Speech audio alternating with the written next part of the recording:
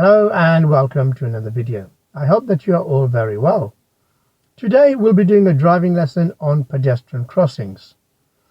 We'll talk about both controlled and uncontrolled crossings. However, before we get started, I just want to say a big thank you to all our current subscribers, because without you guys, this video today would not be possible. If you are watching this channel and you're not a subscriber, well, you know what to do. Hit that subscribe button right now so that you do not miss out on our future videos. Before I even mention any crossings, I need to stress that here in the UK, pedestrians have right of way on all public roads. This is compared to drivers who just have priority over each other. So what does this mean?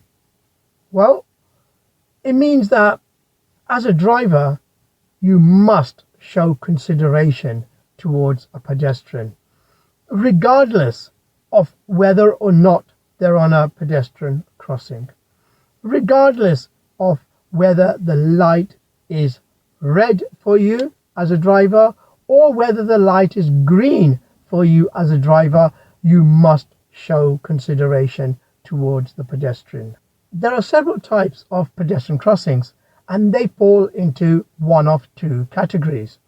We have the controlled crossings and we have the uncontrolled crossings. The controlled crossings are normally controlled by a traffic light system, whereas the uncontrolled crossings will have flashing amber beacons to alert the driver that they need to be aware of the crossing and they may need to give way to. Regardless of what type of crossing we have to deal with, before we can deal with it, we need to be able to identify the crossing in the first place. Many crossings here in the UK will have a warning sign like this, a red triangle with the pedestrian in the middle. Now, furthermore, you'll get zigzag lines on approach to the crossings. These zigzag lines means that firstly, there's no overtaking, and secondly, there's no parking on the zigzags and no overtaking on approach to the zigzags. So we've identified a crossing. Once we've identified that there's a crossing, the first most important thing to do is check our rear view mirror and then ease slightly off the accelerator pedal, because by easing off the accelerator pedal slightly, this is going to give you time to assess the situation, time to scan not just the crossing but scan the whole zigzag area of the crossing for pedestrians. If we cannot see one side or the other properly, we need to slow down and only proceed once we can see that both sides are clear. So let's take a look now at some individual crossings, starting with the most popular one, the zebra crossing. We are approaching a zebra crossing. We can see a warning sign for a pedestrian crossing as well as the amber flashing beacon in the distance.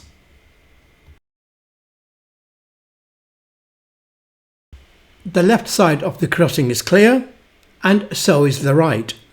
Therefore, we must not show any hesitation and continue driving. The lines at a zebra crossing are broken, therefore they are give way lines, not a stop line.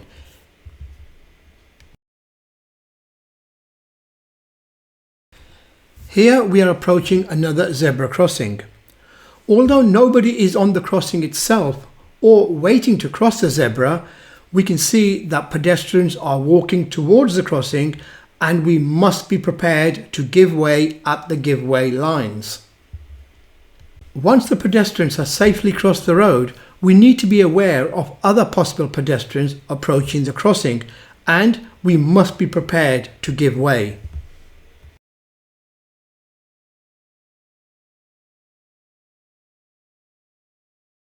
The zebra crossing is an uncontrolled crossing. This is because you, as the driver, have to decide whether to stop or to go. There is nothing controlling you. Now, if you do decide to stop, there is a set of rules that you should follow.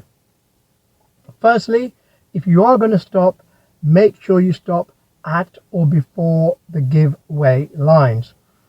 Just by the zebra, you will get the broken white lines. Those are the give way lines. So you must stop at or before the white give way lines. Once you have stopped, it's advisable that you have the handbrake on so that your vehicle is secure. Now, the last thing you want is you're stopped, you're giving way to a pedestrian, and the vehicle behind hits you in the back, and your vehicle will jolt forward and hit the pedestrian in front. So if the handbrake is on, that will prevent the vehicle from going forward and hitting the pedestrian.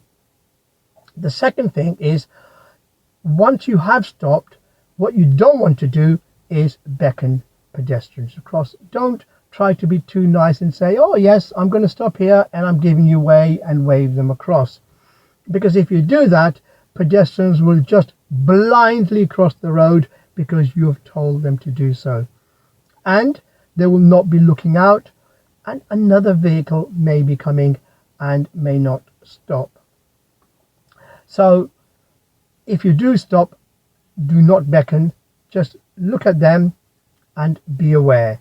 The pedestrians will then look at you, see that you stopped. They might want a signal from you, but you won't give a signal. So what the pedestrian will do is look around, make sure that the road is clear, make sure nobody else is coming, and then they will cross the road. And you'll find that while they're crossing the road, they will continue looking around. So if you are going to stop, stop before the give way lines and do not beckon pedestrians across. Once you do decide to go, make sure that you rescan the area. It's all clear, including your mirrors, so you're aware of your surrounding. In this clip, we've identified the zebra crossing, and as we approach, we're continuously scanning the area. We notice that a pedestrian is walking towards the crossing, and we are planning to stop just before the give way lines. We must wait until the pedestrian is completely off the road and not just our side of the crossing. The only exception to this rule is if there is an island, a central reservation in the middle of the crossing. In this case, it is treated as two separate zebra crossings altogether. Well, that was a zebra crossing. Now let's take a look at the Pelican Crossing, which is a controlled crossing. It is controlled by traffic lights. The system is operated by the pedestrians, who would press the button like so, and that will make the light change from green to steady amber. You, as a motorist, if you see steady amber, then by law you must stop. The only exception when you can go through steady amber is, one, if you're already over the white stop line, and two, if you feel that by stopping suddenly you may cause an accident. In other words, someone is driving very close behind you and you are very close to the crossing and there's no way you're going to stop in time. After steady amber, the light will change to red.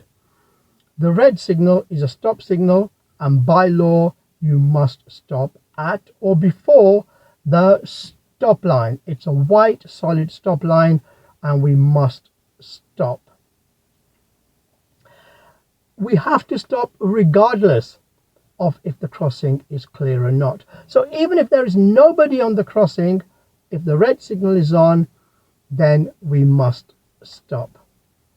Now, the red signal will only stay red for about 6 to 8 seconds. For a lot of people, especially young people, it's easy to cross the road within 6 to 8 seconds, and that's why Pelican crossings are usually placed in high street areas and outside schools. However, after the red signal, it will change to flashing amber. So the light will be flashing amber, the same color as the flashing yellow beacon on the zebra crossing, which, as you know, means give way. The same thing. The flashing amber light at the Pelican crossing means that you must give way to pedestrians that are already crossing. You must allow them to cross the road fully before proceeding. If the light is flashing amber and there is nobody on the crossing, then just like a zebra crossing, you may proceed through. And then the color will change back to green. This particular Pelican crossing is outside a school. As we approach, we can see that the lights are on green.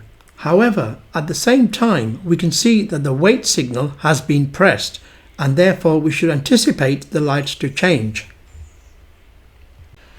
As the lights are on red, we must stop at or before the white stop line and wait for the flashing amber signal before reassessing the situation. Unlike the zebra crossing, it makes no difference at all to the Pelican crossing whether or not there is a central reservation. If the lights are flashing amber, we must wait for the pedestrian to be completely off the road, even if they are not on our side of the road. The only exception to this rule is if the crossing is staggered. We're now going to take a look at a different type of controlled crossing, the Puffin Crossing. The Puffin Crossing is very similar to the Pelican Crossing, to the previous crossing that we've just covered, in the way that it's operated by the pedestrians with a button. They press the button and the light will change from green to steady amber and then to red. After red, this is where the magic happens. On a Pelican crossing, the light will stay red for about 6 to 8 seconds and then go flashing amber. However, on a Puffin crossing, the light will stay red. It will stay red as long as the pedestrians are on the crossing. This is because it has sensors on the top which point towards the crossing, and it will sense if there are any pedestrians on the crossing and if there are any pedestrians waiting to cross the road. Here's a short government video aimed at pedestrians, informing them how a Puffin crossing operates.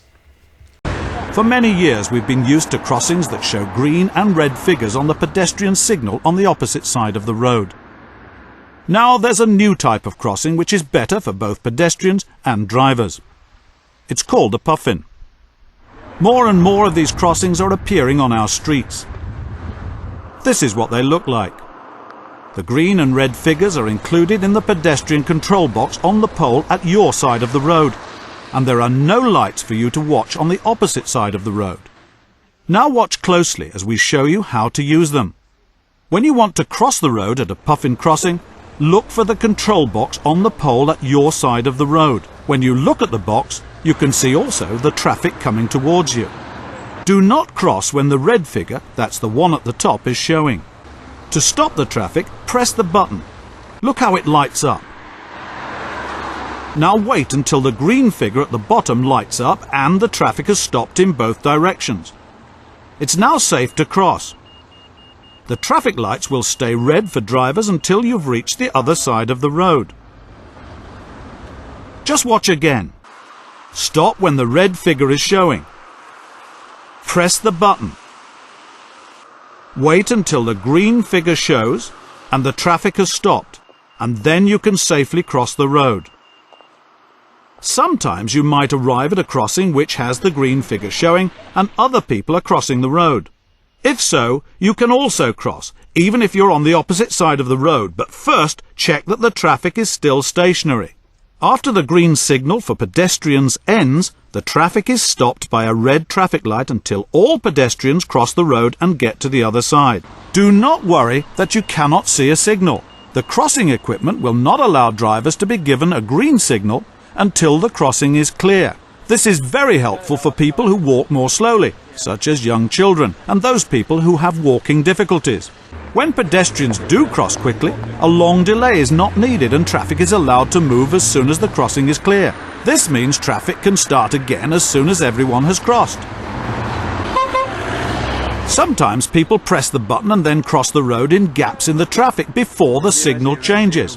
At Puffin Crossings, when this happens, the pedestrian request is cancelled. This also means traffic is not held up when no one is using the crossing.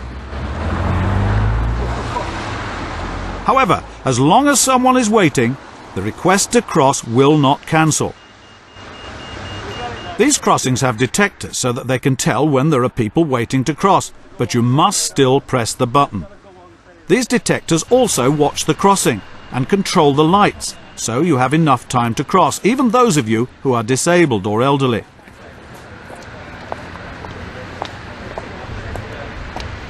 Next, we're going to take a look at the Tucan Crossing. It's the only crossing that can be used by both pedestrians and cyclists.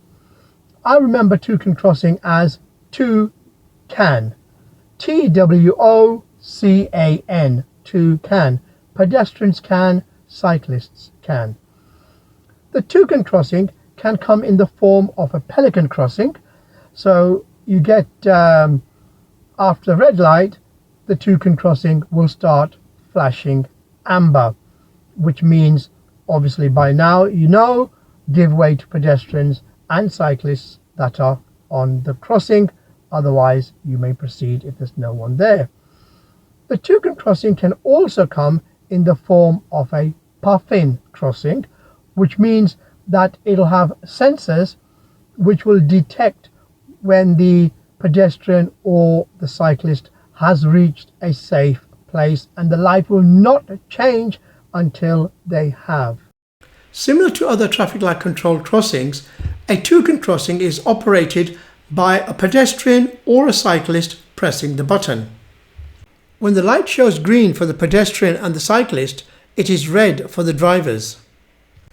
This Tucan crossing is also a Puffin crossing, as it has sensors which will detect when the cyclist and the pedestrian has reached a safe place.